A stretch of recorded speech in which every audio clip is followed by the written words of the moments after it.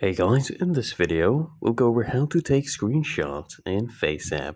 Now what you want to actually do is I want you to take a screen recording of the Faceapp, okay? This is what I do.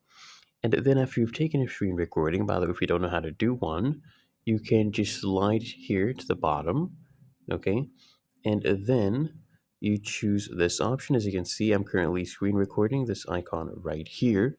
And once you're done with your screen recording, I want you to go to your gallery and I want you to look for that screen recording. So here we should find it right here. So I'll click on this. And then what you want to do is open up that screen recorded video you did and take a screenshot of that video. Okay? And that's how you take screenshots in the Faceapp, because you cannot do that directly. You have to do this workaround. Otherwise, really that easy. If you found this helpful, make sure you smash the like button and subscribe to App Mentor.